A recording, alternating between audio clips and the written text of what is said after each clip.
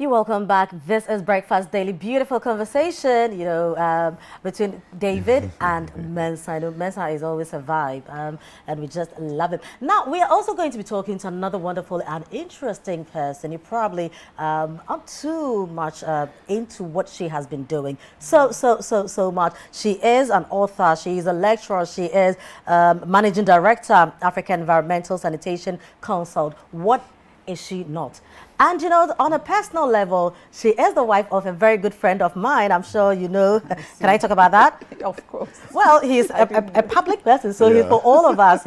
Hi, good morning to Kojo Antwi, not a musician, but the boss of GTDC. Making sure that we get all the investment we are looking for in the world of tourism. Now, on a more personal note, she is the big sister of my wonderful neighbor. My neighbor that I'm always gisting with. I know Mommy is watching. Hi, Bobby, how are you?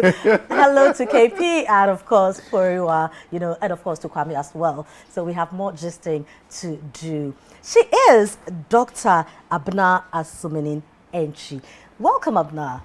Thank you. Can I call you Abena or yes, maybe yes. Doctor? No, because it's a big deal to get a PhD. Yeah, I know, right? If I get a PhD, don't call me Frema again. Just call me Doctor. It's enough, Abena will suffice. Awesome. No, I'm also Abena anyway. Yes. You're welcome to Breakfast Daily. Thank you. Well, so we know the amazing stuff you've been doing, and congratulations on your books as well. Thank you. And I heard that you had a lot of paintings on display. I didn't know that side of you. So a lot of people didn't know. Exactly. So you have a lot of angles, branches to your life. Yeah. So you are lecturing, you are writing, you are painting, you are doing a lot of social justice work as well. Tell us much more about yourself, probably what you are not. Well, I'm not a singer. That's one. I'm not a singer. Yeah. I try in the shower, but I think that's as far No, as we like it like that. Just sing a bit aloud, I don't want you to collapse. Yeah.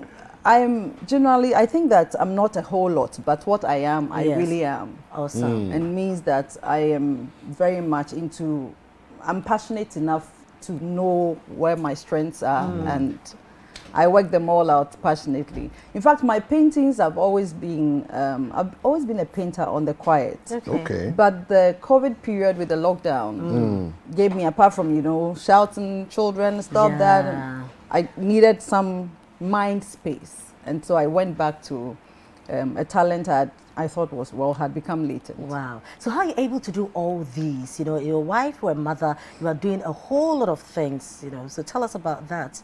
It's a lot of managing. It's balancing, isn't it? I try not to do a whole lot of social outings. That takes a lot of time, unless it's necessary and it's related to my work. I've cut that out for some time. And then I focus. So I have a studio in the house. Okay. Yes. When I go to the studio, because I believe that mothers, you're a mother too, you know what I mean? Mothers need their time out. Yeah. And if you don't do too much of socializing, you need to have an outlet. Otherwise, you're going to go crazy. You will. Yes. So that's my outlet. The writing is my outlet. I don't sleep very well. So whilst everybody's sleeping and I'm up and I'm restless and I have ideas flowing, I do write. Wow. Yes, but other than that, I think it's time management for everything. Because as a woman, you know that I can't only be the managing director of the company that's into research on environment and sanitation in Ghana. Yeah. I also have the lecturing that takes time.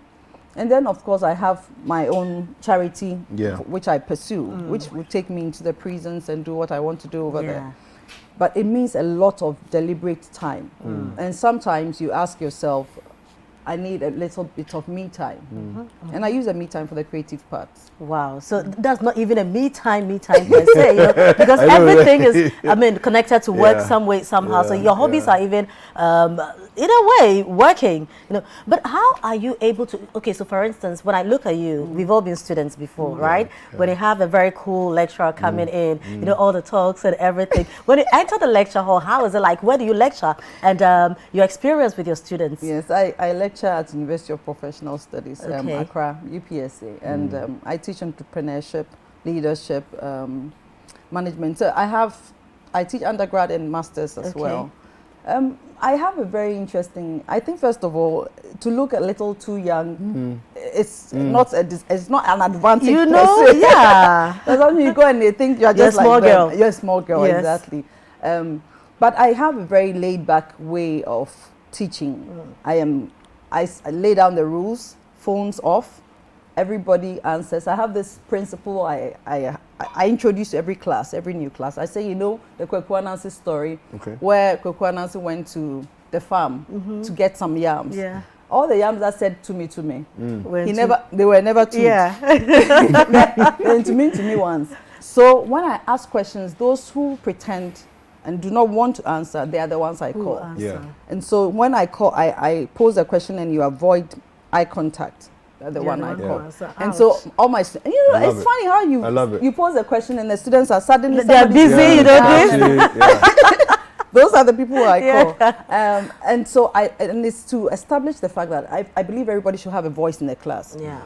Not a few people out of close to 100 students at a time I teach. Not a few people should hijack the class and think they know it more than everyone else. So I allow everybody to speak. I said, look, what's the worst we'll do? The worst is that we'll laugh at you small. But at least would have known your thought process and corrected maybe an opinion on the subject that we are doing. So that's the first. And just 2 weeks ago, I was in the office and I had a message from one of my students. It was about my status. And it says, wow, I wish I could brag about you, something funny like that. So I read it to my team. And then they were all laughing. I said, but this is at this moment that you become very quiet about it until you meet him personally. Say, you know, you don't send inappropriate messages like that to your supervisor. And you don't do it privately. You do it in front of other people to put him in the right space. So these are some of the things. And sometimes, I mean, some of the girls are bigger than me. So you think, well, they are thinking she's either like us or she's younger or can you imagine? Who is this person who has come stand here? Giving instructions left, right, you know? So it's a balancing act. But I try to let myself be very accessible. Gone are the days we're afraid of our lecturers. It's an old thing. I know, right? Yeah, you should be able to hang. But some of the old school lecturers believe it has to be like that. Yeah, like, you have to be afraid. Hey, as for my lecturer but when you enter. How do people learn when they're afraid? You know, but that's a mentality, you know that. Learning is stifled when people are in fear, you know. And in academia, it's a space where there should be freedom of thought, of expression. And that's how come you should be able to write, express yourself in different ways. So if you don't create the kind of teaching environment where the students are free enough to speak, then you have a problem. What's the day one of an entrepreneurship class like? So we have a curriculum. You have your teaching instruction. Each course, each week, you have the objectives for the subject. So you'd discuss that. I have a very hands-on approach because I believe the world has shifted so much that the theory is good, but it's not good enough. You need them to understand the practicalities. And it's good that I'm also in industry. So I'm not only an academic. I work. Practical and so practical experiences. And I tell them that the theories that I share with you, this is the typical example you should use when you're going to write the exam. You should remember this example I gave. So a typical one is that I would stand in front of them, entrepreneurship, say what is entrepreneurship. Then I'll mention a few names around that they can relate to. Say this person, what they are doing is entrepreneurship, though it may be in a different sector. So how many of you want to be entrepreneurs? And you see all sorts of hands and stuff. And it's good. Then the course in itself over 12 weeks would introduce them to it, and some at the end of the day will be like, I'm not sure. I'm cut out for it. I'm not sure I'm cut out for it, or I am now sure that this is for me. What I want to do. Wow. So let's move away from the classroom now. You know, because I know that you've also done a lot of advocacy jobs. You know, with the prisons, with juveniles, with women. You know, out there now. Why would you want to do this? What is the motivation? Because the Ghana prisons are scary enough. You know, there's an environment that we need to really improve, but we will talk about it from afar, you know. So when you see someone who really wants to be on the ground, somebody who really wants to go into it, I think it's commendable. It is quite, for want of a better word, sexy, you know, and Scarily sexy. I know. yeah, I know. because a lot of people wouldn't really want to go closer. When you're even watching on TV, you get shivers, you know, exactly. So what motivated you? Why did you go there? I was just an ordinary woman like you who had the scary thoughts. Yes. First, it was inspired by the Word of God. It's in the Bible that you should take care of the prisoners as well. Yeah. You know, but at the time that I started, which is 15 years ago, I was working with Ernst & Young, EY, Yeah. and you know there's a juvenile prison at the airport. Yeah. James Ford James Ford. The James camp is there, and then beyond that is the Boston home. Yeah. And I had gone for lunch close to the place for a long time. Okay. And I never knew that there was a facility there, which is because you know the perception you have is that the prisoners are in someone Yeah. They're not in in the town. forest Yeah. in the forest somewhere. Yeah. And then so I saw the place and I said, "What is this?" So my boss said, "Oh, it's a prison." I said, "Really? There's a prison in town?" So curiosity got the better part of me. I paid a visit a few weeks after to find out what the facility was about. And once I got in touch with them, I realized that this is some place that I could help out. The issues were many. But then I thought, well, one issue out of the way at a time should really, I should be able to render some support. I'm sure your neighbor has told you, I have huge saucepans in my house. Yes, every Christmas I prepare for thousands, well, we cut off about between 800 and 1,000 prison inmates to feed. Whoa. Yeah, in the last 4 years, because I was in school, I really haven't done that. Yeah. But what I've done is, so what I would typically do would be to order the food. Initially, I started with ordering. You know, it's a bit clean. Yeah. And then the caterers, I couldn't afford. It was really It's very expensive. expensive, yes. So I got the huge asanka and stuff. Yeah. Okay. So by November, early December, I'm buying my stock, tomatoes, onions. So I call for volunteers to come to my house. Come, you are for the onions, the pepper people are here. Yeah. And I call my family people. Anyone who doesn't come to help me, you're not my friend. No, you know, my neighbor, mommy always, you know, just cut me off because I wasn't at the lunch. No, like, Mama, did you hear the time I was opening the gate? No, mommy, you need to be cool. She'll be grinding. I will, and I promise, I will. Pepper. I the pepper part. I don't want the pepper. Okay, the onion. It's I'll fetch water. No, you don't like water. I'll wash the rice. So we'll finish, then we'll prepare the jollof, and we normally will start like 3 a.m. because it has to be ready, packed, and everything we transport to the various prisons. And I did that for a number of years. Then I thought I should seek for support. So I got UT Bank. Okay. Mr. Kofi Amoabin was very helpful at the time, and it was for a number of years. So they would give me, they usually would have given me, or they would give me about 300 packs because they do. Then I need to supplement. And I wasn't asking for only food at the time. I would ask that he would come with his staff. So they'll come with their pickups and everything to the juvenile prisons with me. And we'll have a party. Yes, and I was sharing the word of God as well, motivating those years. But I thought it was not enough. It doesn't make sense to be training these young people when they're hungry. Yes. You know, and it's not like they're hungry. They can't even learn. They can't even learn. Yes. And so we tried to do that. And then, so we shifted it. It's been an interesting mix. It wasn't only the feeding was just the icing on the cake. But the educational programs, I set up an ICT center at the juvenile center. Okay. Because some of them we have to understand are there for internet fraud things. And so they know things already. Oh yes, exactly. You just need to guide them appropriately. And there are those who don't want to be in the normal after school. They wanted to top up before they can go to school. This was before the free SHS. Right. So for those ones who would ask what you want to do, senior secondary school, we'll put you in the school. Those who want to go into vocational, we'll put them in vocational. And those who want to work, will find employment for. But I stopped the employment part because a few of them would go to some employers, and then they'll go and steal, and then I have to pay. I have to pay, and it became problematic. Then, of course, I moved my work also to some female prisons, and that's so also how are lovely. you funding all these, especially those who had to go back to school, those who need to like learn other trades and all? How are you funding it? I funded personally. I was still doing, I mean, even when I stopped work from the corporate space to focus on advocacy for my charity, I was doing consultancy. Okay. And look, people stigmatize, people don't understand this space and why you should be there. Why not an orphanage?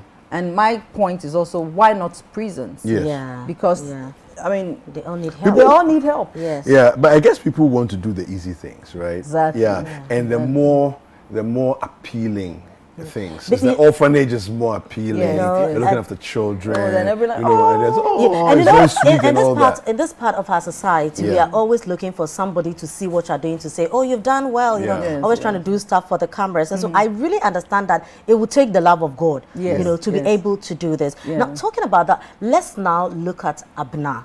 You know, who is Abena growing up? You know, your family, your siblings, married life, being a mother and all. Abena is a simple person. Whenever I say simple, then I have a friend who says no. The problem is with the simple, because the simple people are very sophisticated. Very, you know. Complicated, but I'm very simple. I have interesting standards. I believe that, you know, the traditions of old, like a man opening a door for a woman, should still hold. I am fashion conscious. I believe that you look really good. Thank you very much. Yes. I believe that how you appear, you'll be addressed accordingly. Absolutely. And I do not, I mean, I've trained my children to say, this is the way it should go. I was brought up in a home where my father was a businessman, and we're 4 girls. And I remember he was so strict. My father was very strict. From Grace Baptist? Asokwa Baptist. And then went to Grace Baptist too. Yes. No, they started from Grace Baptist, came to Asokwa Baptist. Yes. I know there's a history there. I know. There is a history there. And so we were raised to be good children by all standards, Christian standards. And then we had, my mother is a very beautiful woman, very graceful. She taught us all the etiquette stuff. You know, you can't speak like that. You can't call the driver. You have to call him uncle or Mr. That. Yes. And so those things. And we're taught to cook. So I enjoy cooking. We're taught to cook and bake. My father, I was a little off. A little bit when I was younger, I think off because I was quite an introvert. I used to like reading, like I didn't like the noise, so I would go and hide somewhere when the children are playing and I'll be reading. And my father allowed that. So when he had the chance to send somebody, he wouldn't disturb me. You know, he would send all the others, including your friend. Yes, they liked going out. But I knew what I wanted. I remember when we got to secondary level, and GHS to SSN, my father said, which school do you? Everybody's going to St. Louis, I said, no. I have only one school in mind. I have Abena Girls in mind. Oh, wow. He says, really? First of all, nobody in our family had gone there. Why Abena Girls? I had met a woman, she works in Parliament House now, my father's friend's wife. And I liked just how ladylike she was. She spoke with grace. She had something about her. So I said, I know she went to Abena Girls. My father said, then you really have to learn. I said, I know the grades I have to get. And I told him the grades, and I had the grades. And I told my father, you shouldn't worry. When I say I'll go to Abena Girls, I mean I want to go to Abena Girls. And Abena Girls has done fantastic with me. Because the principles that we had at home, I was able to polish them some more in the school. And it's been a good time. And I have a problem when people mistake me for, you know, some other school in Cape Coast and all of that.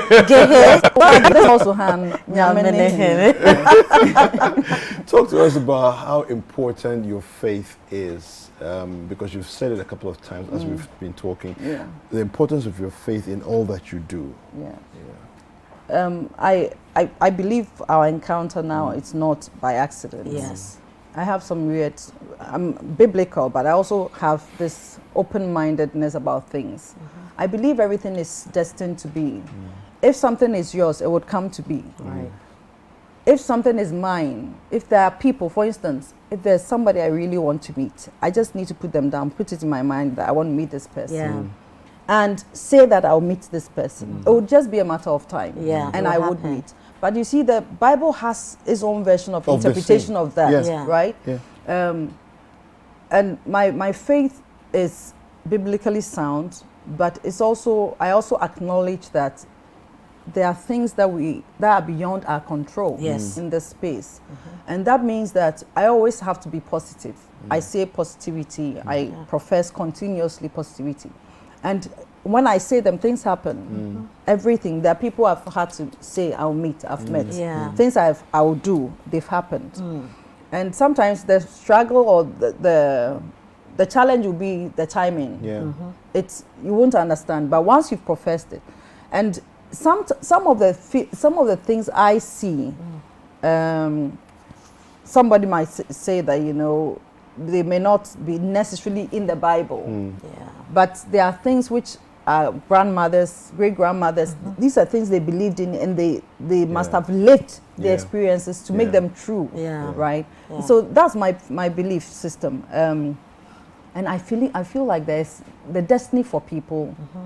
Things are supposed to. I'll give you an example. One of the ex-convicts I supported to get employment took away from me 5,000 cedis. Stole that from you? Okay, stole it from an employer. And you had to go and pay. And you had to, I had to pay with interest. One hot afternoon. Wow. It was hot, yes. And I wrote his name down. I said, after calling him, he had sort of vanished, and what I said, this money is going to come back to me. And I said that for like a year and left it. After about 5 years, this is strange, like I'd forgotten about it. This thing I'm talking about, it took me about 6 months to get out of the shock of when it actually happened. I mean. I'm at home one day and I get a call from a strange number, and the person says, are you this and that? And I said, yes. We are looking for you at this police station. Somebody has come to leave a parcel here for you. I said, police station, I don't have anybody who would leave anything. They know. I mean, you know what I mean, so why go at the police station of all places? Exactly. So I picked a witness, just in case it's something. You know? So got to the police station, and then the policeman says, this person by this name, which was that ex-convict, 5 years later. And he left this money here for you. I said, have you checked? They said, no, they haven't touched it, but he says it's 5,000 cedis. We should call you and let you have it. As I see around, he says, no, he's around, he's looking at you, but he's afraid to come. Look, I'd prayed some prayers on this boy, and I'd said some things on him, and I said, listen, he's not, because he was one of my star ex-convicts. He has a good heart. Something must have gone off that time for him to do what he did. So you'll be broken. So I was broken, and I said, no, it's not the money I was looking for. I'm looking for him. And he says, he's afraid. He's ashamed of what he did, but he knew that what he had done was wrong. The way I treated him, I treated him like a son. And so he brought the money back. And so I took... After 5 years? After 5 years. My goodness. So it means that whatever prayer you might have prayed, you know, followed him, and he always felt it. Because after 5 years, if he could not forget about it and really brought it back just to make sure he's free. Got the money and then bring it. It is something. So it's, some of those are the things I'm talking about. There's also somebody I'd wanted to meet for a long time. One way or the other, we never could meet. So I said, this person I'm supposed to meet. He's supposed to help my cause in one way or the other. And so I have plans.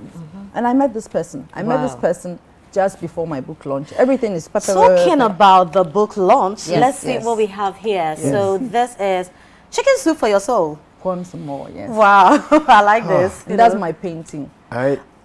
See that. Wow.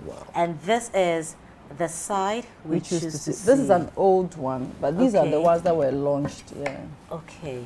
So purposeful chaos moved from it can be done to it has been done. The title alone is enough. You know? It is. And Who Moved My Heels?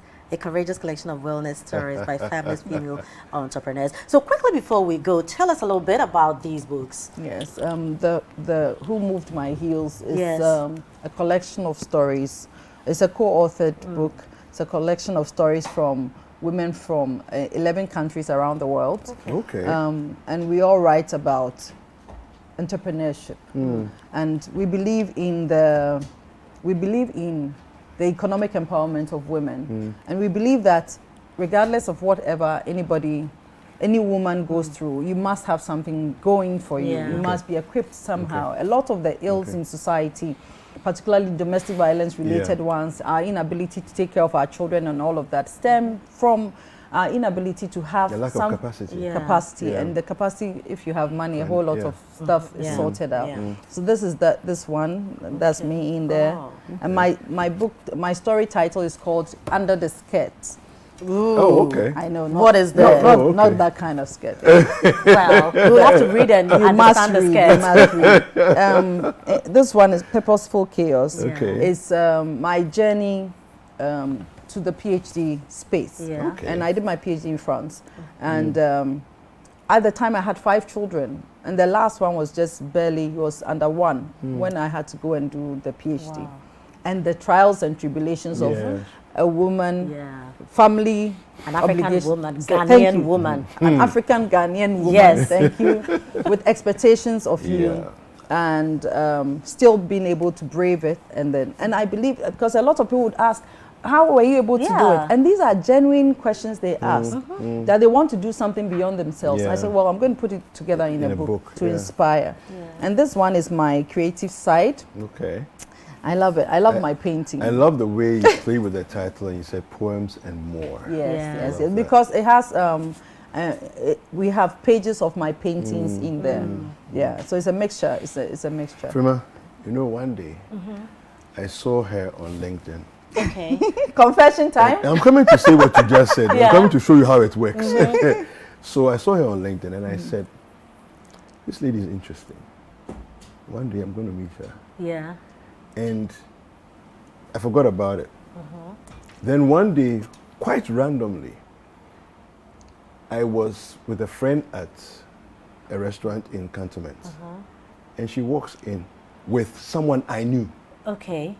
So the person says hello to me. And then, you know, it's like we just talked one to one, and then we went. Okay. Then I got in touch with my friend. I said, this lady, who is she to you? So this is my best friend in life, you know. So we chatted a little bit. Then guess what? One day you invited me to your house.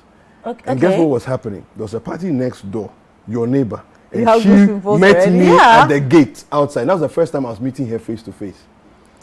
So when she says that you can put your words to it and it will happen, I've lived it with her. I believe that because, you know, I also knew her from afar. Okay. She's a good friend, a very good friend of mine, same way, you know. So when I moved to my new home, you know, I'll see this nice lady, you know, mommy can slay, you know, that's hey, this girl, who is she? You know, so I was minding my business. And then one day was your daddy's birthday, you know, so they were having a small kind of get together at home. So my Basam calls, Basam is my second son, he calls and is like, oh, mommy, you know, the auntie next door says, she's invited me to a party. And I'm like, wait, let me get home first. You know, because before you go and west, I'm sure if I let me get it. So I got in, you know, and mommy will speak her mind. She will say what she wants to say, you know. And it was like, oh, were you preventing your son from coming to my house? And I said, oh, no. In fact, I just even wanted to come home. So he looks the part for a party. I said, oh, it's nothing giddy giddy. But your daddy was sitting there and he was like, I know you very well. So I was like, strange, right? Yeah. That's what the father said. He said, when you were born, I was there. I was like, hey, Papa. Another strange stuff. Yeah, so I was like, is he talking to me? Because in my mind, I don't know him. This is the first time I'm kind of even speaking and he with doesn't my watch neighbor. your show. Exactly. He said, I know you from Kumasi. Is your mother not this and that and that? Selena? Is your daddy not this? The Grace Chorals? The man gave me, I even have goosebumps. You know? You know, so I was like, call your mom for me. Let me talk to your mom. So I called my mother. No, I heard all of that. And it was a strange one because I thought, we didn't even make that connection. No. No. And that was so weird, you know. So, I mean, that was when I felt, okay, so this is really family, you know. And so from then I began, and later I heard that Kojo is your husband. So the whole thing was too close, you know, too close, yet so far away. And so now I'm really that family, you know. And it's always nice to have a doctor as a family member. You want bragging rights, right? Absolutely. No, I'm taking it, right. Look, Thank you very much. Yeah, I'm sure the yeah. rest will continue at home. Yes. Right. It's been awesome having you here. And really, really, let me say it again. You really look good. Thank and you. maybe I love this extremely because it's my school uniform. White and blue from St. Monica's. Yes. Yes. Just because I mentioned before, I so know, she had to right? I have to You have find to bring some the way school- somehow bring the to school mention St. inside. Monica's. it's fine. It's fine. But thank you very much. It's been Thank awesome you. having you. Thank you so Great much. work Thank you are you. doing. We are so Fantastic proud work. of you. Yeah, keep it Yes, up. and all the best. Thank you.